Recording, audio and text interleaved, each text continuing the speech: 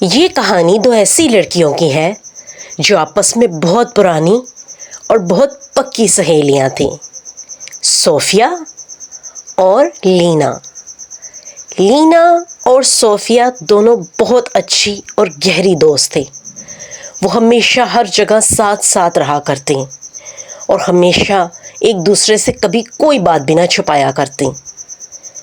لینا مزاج کے طور پر ایک شوخ، تیز مزاج، جذباتی اور بہت ہی زیادہ جلد باز لڑکی تھی، مگر دوسری ہی طرف صوفیہ بہت ہی سمجھدار، سنجیدہ اور عقل مند مزاج کی لڑکی تھی۔ وہ ہر فیصلہ بہت سوچ سمجھ کر لیا کرتی تھی، جبکہ لینا بہت جلد باز تھی اور اکثر و بیشتر جلد بازی میں کام خراب بھی کر دیا کرتی تھی۔ ہوتا کچھ یوں ہے کہ ایک دفعہ لینا اور صوفیہ چلتے چلتے ایک خوبصورت، رازدار اور گھنے جنگل میں سے گزرتی ہیں۔ وہ جنگل بہت خوبصورت ہوتا ہے، مگر وہ کوئی عام جنگل نہ تھا، وہ جادوئی جنگل تھا۔ لینا اور صوفیہ جنگل کی پگڈنڈیوں سے چلتی ہوئی اس کے اندر داخل ہو جاتی ہیں، اور جیسے ہی وہ چلتی ہیں تو ایک کالا خوفناک سایہ ان کے پیچھے نمودار ہوتا ہے، اور جیسے ہی وہ پلٹنے لگتی ہیں وہ اس سے پہلے ہی غائب ہو جاتا ہے۔ انہیں محسوس ہوتا ہے کہ جیسے کچھ عجیب سا واقعہ ہوا، لیکن کیونکہ وہ اسے دیکھ نہیں پاتی، اس لیے وہم سمجھ کر آگے چل دیتی ہیں۔ جیسے ہی لینا اور صوفیہ آگے آتی ہیں تو وہاں وہ ایک بہت ہی خوبصورت، روشن اور چمکدار پھول کو دیکھتی ہیں، جس کی روشنی اور خوبصورتی دل کو لبھا رہی تھی۔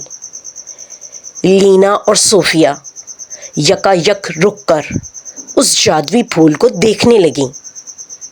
صوفیہ نے کہا، یہ بہت خوبصورت پھول ہے، یہ کوئی عام پھول نہیں لگتا۔ لینا نے کہا کہ چلو ہم اسے چھوتے ہیں۔ جیسے ہی لینا نے پھول کی پتی کو چھوا تو زمین ہلنے لگی اور پھول چمکنے لگا، جیسے کوئی سوئی ہوئی چیز جاگ گئی ہو۔ صوفیہ نے لینا کو روکا اور کہا کہ جلد بازی مت کرو۔ اتنے میں ایک آواز اس خاموش جنگل میں گونج اٹھی کہ یہ پھول کوئی عام پھول نہیں، یہ خواہش پوری کرنے والا پھول ہے۔ اس پر جو بھی کوئی شخص اپنی ایک خواہش مانگے وہ اس کی ایک قربانی کے بدلے پوری کی جائے گی۔ یہ بات سن کر لینا تو بہت خوش ہوئی اور ایک دم جذباتی ہو گئی۔ اس نے سوچا کہ جلدی سے اپنی اپنی وش مانگ لیتے ہیں۔ صوفیہ نے لینا کا ہاتھ پکڑا اور کہا، ٹھہر جاؤ، جلد بازی مت کرو، کہیں ایسا نہ ہو کہ اس خواہش کے پیچھے کوئی فریب یا دھوکہ چھپا ہو۔ صوفیہ نے لینا سے کہا کہ ابھی ہمیں اس وقت یہاں سے چلے جانا چاہیے، مگر لینا بس ضد تھے۔ صوفیہ نے اسے منع کیا اور کہا کہ تم مجھ سے وعدہ کرو کہ تم میرے بنا اکیلی یہاں نہیں آؤ گی۔ ہم اگر جب کبھی یہاں آئے تو اکٹھے ہی یہاں آئیں گے، اکیلے نہیں۔ لینا نے صوفیہ کا مان رکھتے ہوئے وعدہ تو کر لیا، مگر وہ اس وعدے کو نبھا نہ پائی۔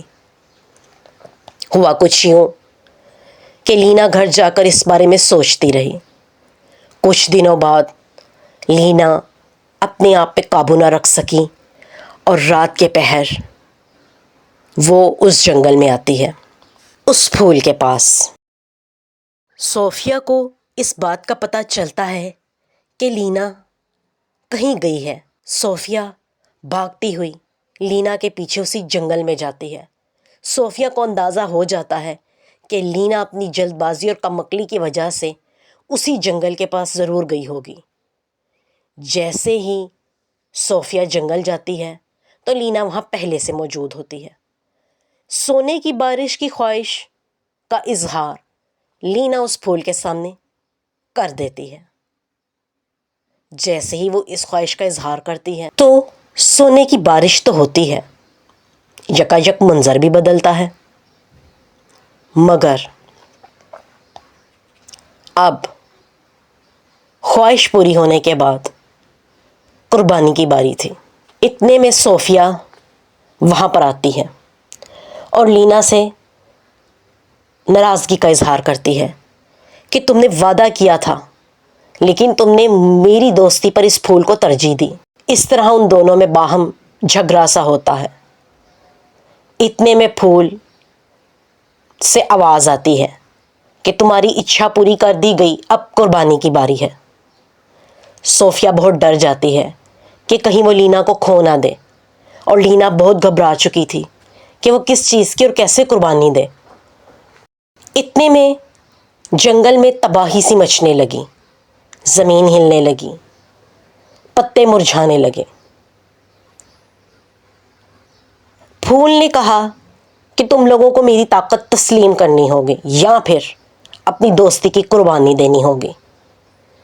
لینا بہت گھبرا چکی تھی، اسے کچھ سمجھ نہیں آ رہا تھا کہ وہ کیا فیصلہ لے، لیکن صوفیہ نے لینا کا ہاتھ پکڑا اور پرجذبہ ہو کر کہا کہ ہماری دوستی ان تمام چیزوں سے بہت اوپر ہے، میں اپنی دوستی ہرگز قربان نہیں ہونے دوں گی۔ بس اتنا کہنا تھا کہ تمام جادو ٹوٹ گیا۔ دراصل یہ آزمائش ڈر کی آزمائش تھی، جس پر صوفیہ نے قابو پایا اپنی عقل اور سمجھداری کی وجہ سے، اور جس میں گھبرا گئی لینا اپنی جلد بازی اور جذباتی ہونے کی وجہ سے۔ جیسے ہی صوفیہ نے یہ جملہ کہا، سونے کی بارش بھی ختم اور جنگل میں تباہی بھی ختم ہونے لگی، اور سب پہلے کی طرح نارمل ہو گیا۔ اب لینا بہت شرمندہ تھی